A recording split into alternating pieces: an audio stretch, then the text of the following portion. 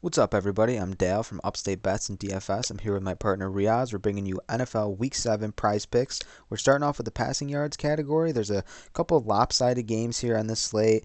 You're looking at the Rams as heavy favorites, the Cardinals as well as the Buccaneers. A couple teams that are also favored by close to a touchdown, someone like Baltimore, New England. So we'll see how things shift, as well as the Packers are favored by more than a touchdown. So a couple lopsided games. So definitely some interesting lines to look at here. So if this is your first time joining us, welcome. We cover DFS and Prize Picks, but mostly DraftKings, not FanDuel, but we do cover DraftKings here and there on some of the bigger slates. So we will be putting out an NFL DraftKings video. We usually do a Fire 5 for that. Also, we do a first look. If you haven't checked that out, go check that out. We posted that, I think it was Tuesday, Riaz, I believe. Yep, And then, Tuesday.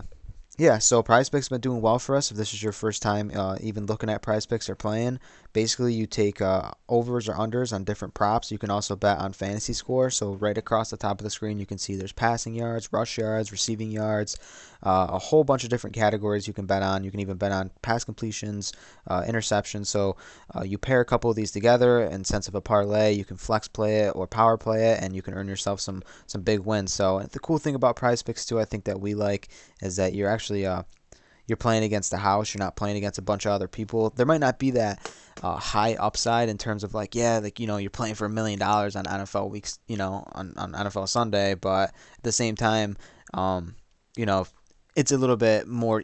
I think it's a little bit easier. You know what I'm saying? Like there's definitely a lot of sharks on DFS and whatnot. So I've been talking for a bit. Let's talk football here, Riaz. What do you think? Passing yards. Yeah, let's jump right into it.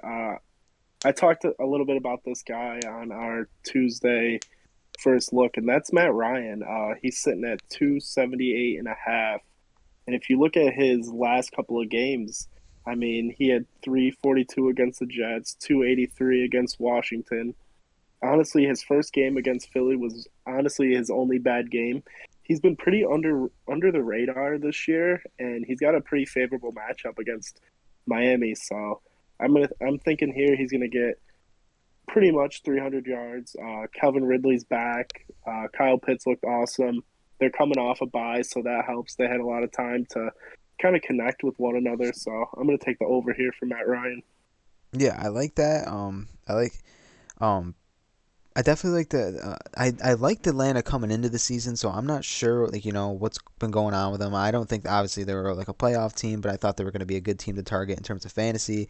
So Ridley's been a little disappointing, so we'll see if he can get going. Pitts is a guy who stepped up in the London game, so if they can get both of those guys going, I can see Ryan smashing that. The arm talent's there, uh, so I don't think that'd be a problem for him in a high scoring game. I think that there's a couple other props I like in that game too. We'll see where the Ridley receiving yards are at. So it's nice to kind of pair those together.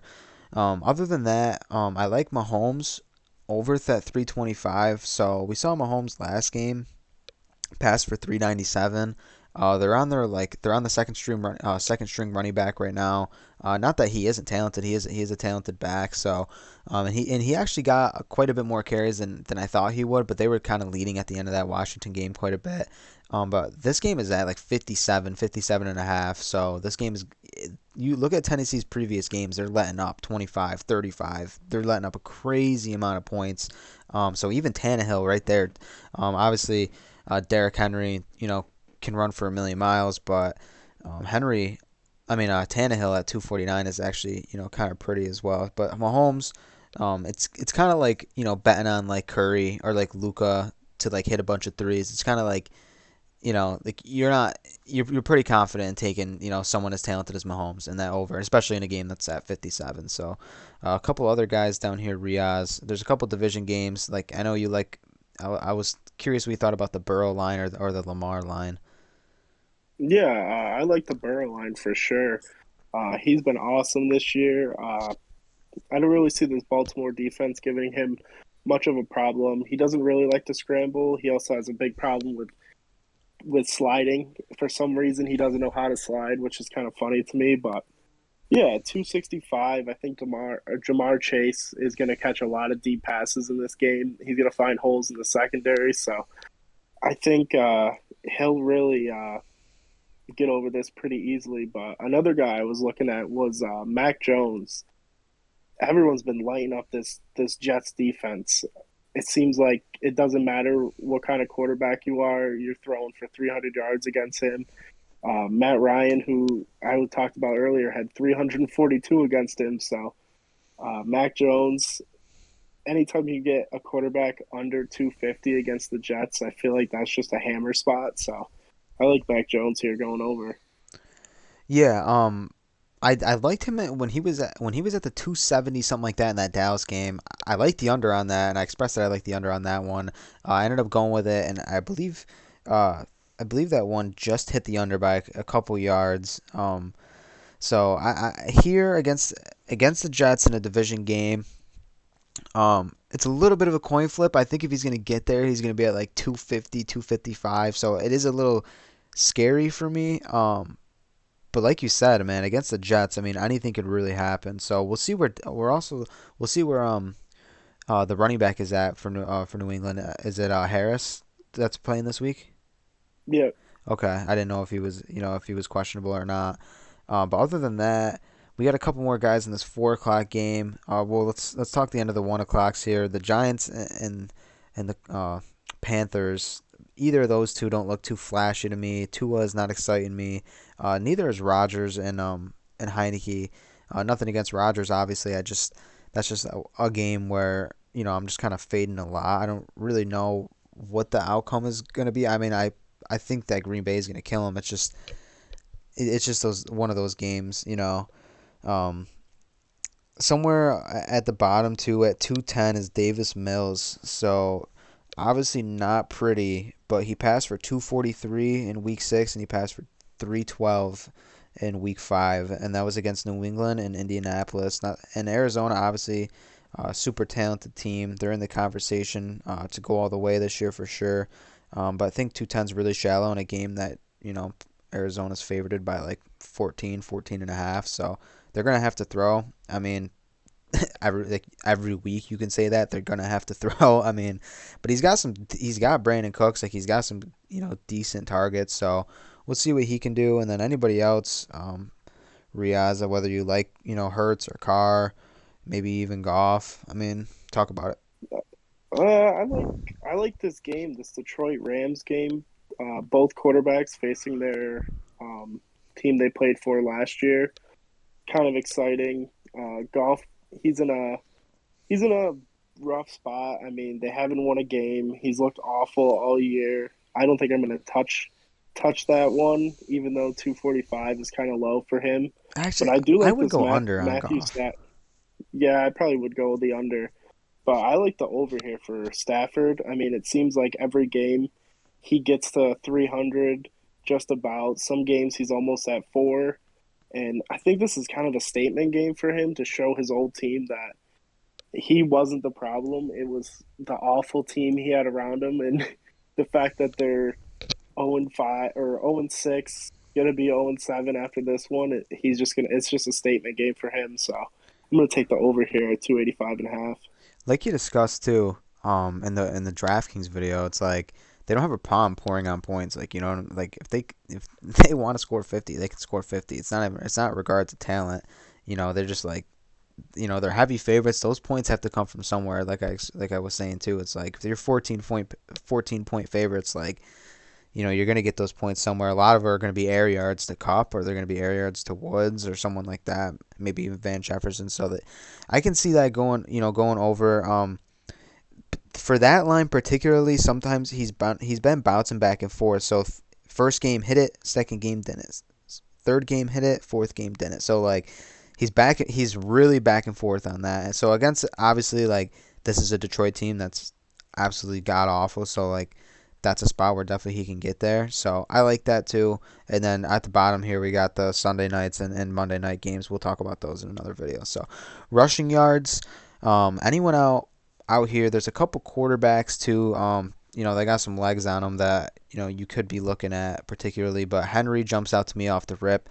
Kansas City is just an awful defense. Henry literally can get that in 2 plays. It's not it's not even a joke. So, Yeah, I love Henry here. I'm going to take the over on that 126.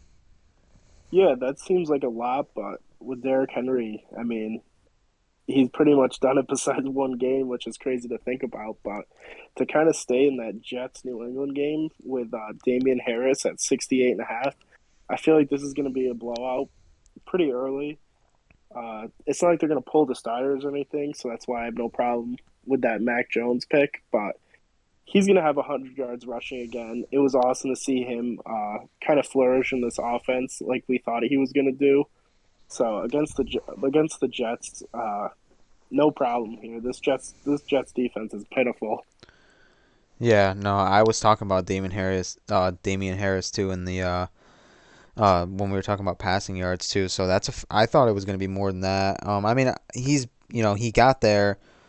He's realistically only got there 2 games, but I think his volume's been like starting to creep back up a little bit. So I mean, especially against a team where they are heavy favorites, like I can definitely see him getting like around 20 touches, and I think he's going to get there easily with that amount of volume. Someone like Jalen Hurts, we'll talk Jalen Hurts again. Maybe them same guys will come back and give me the rundown on old Hurts. So Hurts at 42. I mean, literally can get there in the fourth quarter just out of nowhere. I mean, that's it seems like what happens every time. Like you're playing Jalen Hurts, he's ice cold, and then like out of nowhere, like they come out of the locker room and he's just like lighting it up, I guess. So 42 is fair. That's about where he's at every week, so that's kind of like a coin flip as well. Um, Daryl Henderson in a heavy favorite game at 80 and a half. Super talented back. On DraftKings, he's definitely a cash game lock, but he's he only got 78 last game on 21 attempts, but I mean, I don't know. I just think this is a game where obviously Detroit's like not going to give up, but I just think they're going to be like winning like 21, maybe like 21-3, 28, like 28-7. So I think this is going to be I think this is going to absolutely destroy him. So I think this is like a spot where he can smash for over 100. So anyone Yeah, else? yeah. I love Leonard Fournette at 64 and a half. Yeah. Ronald Jones is most likely going to be traded pretty soon, so I'm not sure if they're going to deactivate him and have him inactive for the games coming up until he is finally traded. But Leonard Fournette looks awesome. He looks like he's back at LSU rookie sophomore year at with the Jacksonville Jaguars. He just seems like he got his. I don't know what he's doing, but he's got a little pep in his step, and the fact that he's playing first, second, third, and fourth downs is awesome, and he's such a talented running back. The fact that it finally took this year for him to play every single game, 64 and a half seems way too low. Yeah, the Chicago defense is good, but Fournette could be up there with Derrick Henry the way he runs the ball. Yeah, I like Fournette too. I mean, like I said, and if you're targeting one of these like teams that are heavily favorited, I mean, you know, target their running back, man. I mean, just in terms of how the game goes, like that should be how the game is just, that should be how the game goes. I mean, realistically, the back is going to touch the ball a lot if they're winning. They're not going to want to throw. But yeah, love Leonard Fournette. Um, in a lot of props, man. We've been cashing out good on Leonard Fournette lately. So, anyone else really stick out? To me, maybe someone like Aaron Jones in a Washington game. We know he can really kind of smash at any time. It's just a matter of when he's gonna do it. So I don't mind Aaron Jones there, but it's not my favorite pick of the week. Yeah, without a doubt. You want to jump over to receiving yards? Yeah, go ahead. Um, I'm going to start off with a running back, but he plays all over the field, and that's Cordell Patterson. He has gotten this over every single time besides week one where he had 13. He seems like a guy that just does it all. He punt returns, kick returns, goes out in the slot, runs the ball, and at 41 and a half, that's just way too low for someone who's out there on every single play and is kind of like it seems like the number one target for this Atlanta Falcons team. So I love this 41.5 for Cordell Patterson. Yeah, he's seeing like a ridiculous, like not ridiculous amount of targets, but he's seeing like seven, eight, nine targets too. So I like that spot. We were talking Ridley. I'm just my first time kind of looking at some of these lines. Ridley at 78. Um, not really jumping out to me, but I definitely think he can get there. We'll see what we get out of him. I know he's definitely a lock for double digit targets. So we'll see where he's at for receptions as well. But I think that's a fair spot, especially if you're gonna look at Matt Ryan for the over. I think Ridley's a guy that you want to talk about too and consider taking a tight end too. Travis Kelce, 88. He's questionable with that neck injury. However, he's just in a good spot. I think, and like I said, in a high total game.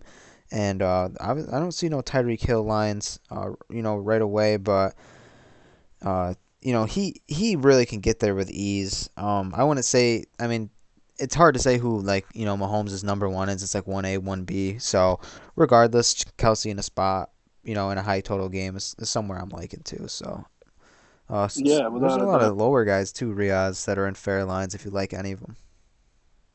I'm gonna right before I go lower, right the guy right below Travis Kelce in the same game, AJ Brown. If Julio Jones is not playing, I love this 67 and 67.5 for AJ Brown. It's way too low for the volume he's gonna get if Jones is off. So that's definitely a line to definitely pay attention to if Julio Jones is out.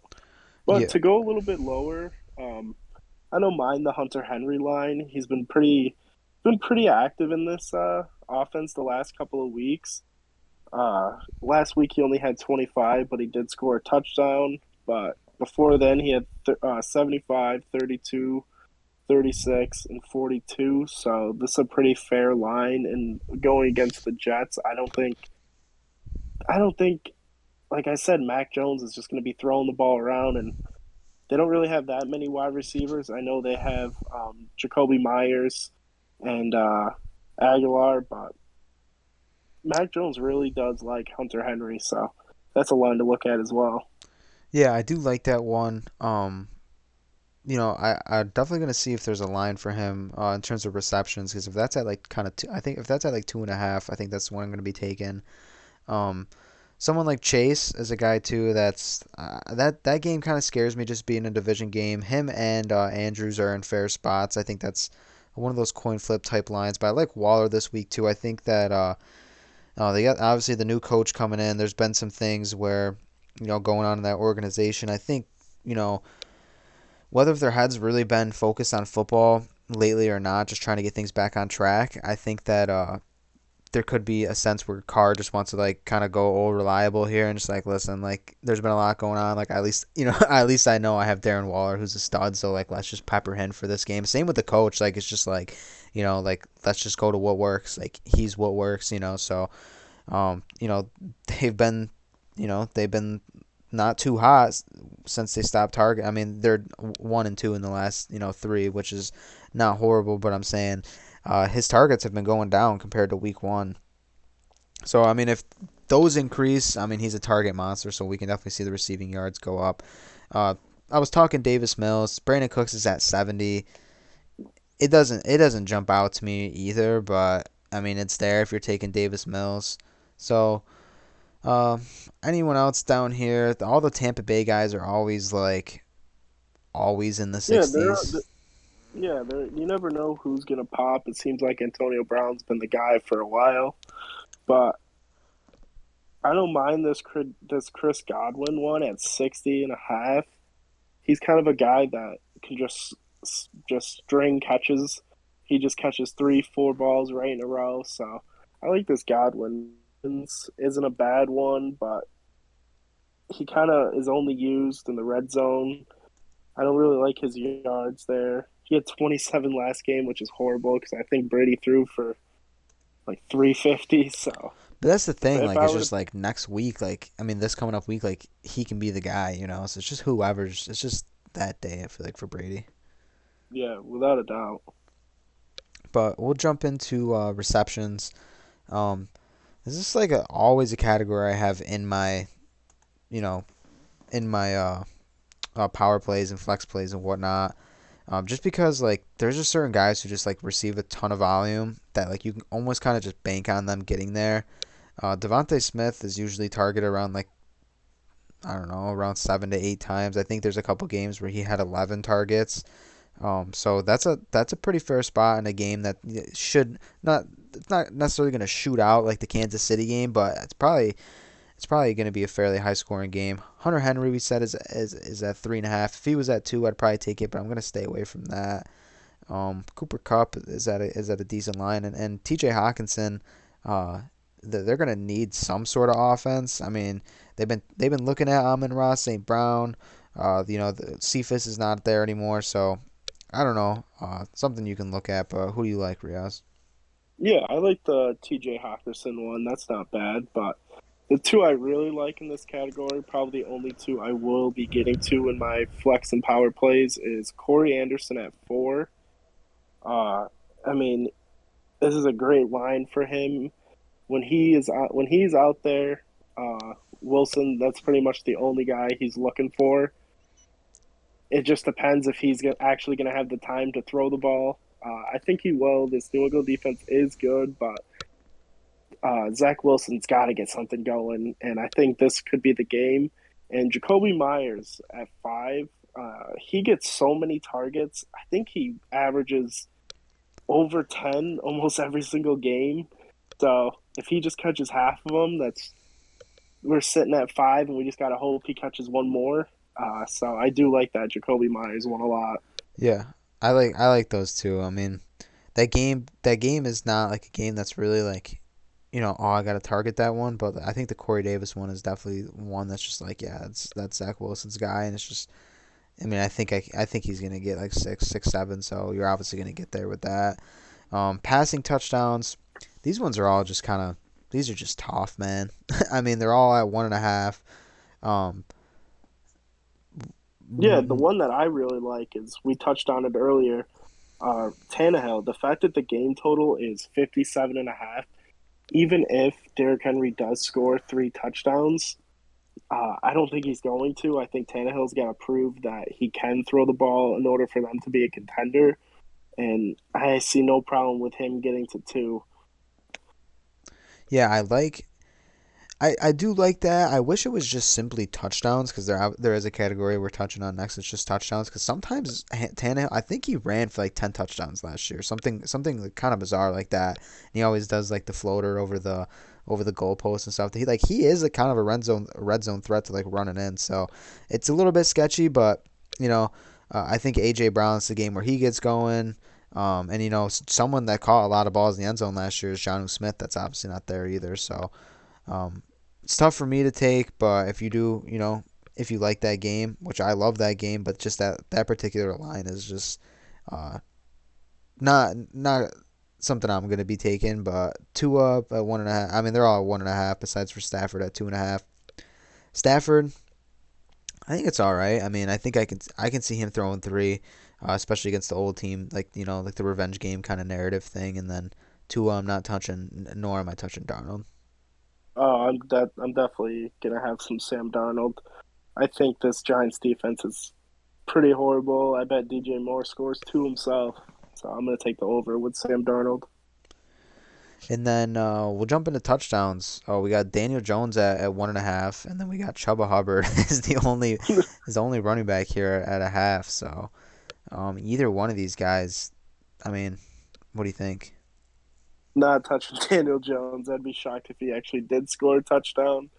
Um, but if I were to take one, it would definitely be Chuba Hubbard. I think he finds the end zone. Yeah, just to get one in. I mean, you're just kind of. I mean, you're really just hoping for him to run one in, like goal line work. I think he can get there. I mean, that's definitely not one that I'm like completely, like avoiding. So, receiving touchdowns too. We got Ridley and Hopkins. I like the Ridley one more than I like the Hopkins one. How about you? Yeah, I'm right there with you. I think if we were to go with anybody, it would be the Calvin Ridley. And then pass completions. I don't think either of us are really going to touch these. And then No, yeah, interceptions. I think if there was a Zach Wilson one, I think even if it was that one, I'd probably take it. And then other than that, I mean, really, this is what you're looking I like at. the I like the Daniel Jones one. I think he had three. Yeah, he had three interceptions last game. I don't know if Kenny Galladay is going to be back. Tony's still kind of banged up. I don't. I think Shepard has Barkley is played. still doubtful. So Yeah, I would definitely. This yeah, Carolina defense is good. They've yeah. proven week in week out that this defense is good. It's So underrated, yeah, for sure. I don't know. yeah. So Daniel Jones, yeah, I'd probably take that one too in a flex play. I'm not power playing it, but I'd flex play it. But I mean, that's the video, man. It's a long one. There's a lot to talk about though. We hope that we cover just about everything you're looking for. If you do have a question, don't be scared to ask in the comments. We've been trying to respond to everything we get. It's not like we don't want to respond. It's just if just hit us with anything you got, man. Like we're looking at everything, and just because we didn't talk about it doesn't mean we're not avoiding it completely. Things shift and things change by the time Sunday hits. So let us know. And Riaz, if you got anything to say, go ahead. yeah, definitely reach out to us. We love responding to the comments. But definitely let us know if you want us to do more DraftKings videos, and also if you want us, if you guys do bet. I mean, we have no problem throwing up some betting videos. So definitely let us know in the comments. Yeah, yeah, I like that. We were doing some betting videos there for a little bit, but they just weren't doing hot. So the price picks been doing good. I mean, we play price picks. We don't have problem talking about price picks. We love price picks. So yeah, DraftKings too. We play DraftKings consistently, and I think we have some really good info over there in some of our videos. So if you've been struggling on DK, go take a look at some of those. Maybe we can help you out. So we hope you guys have a good one, and we'll catch you on the next video.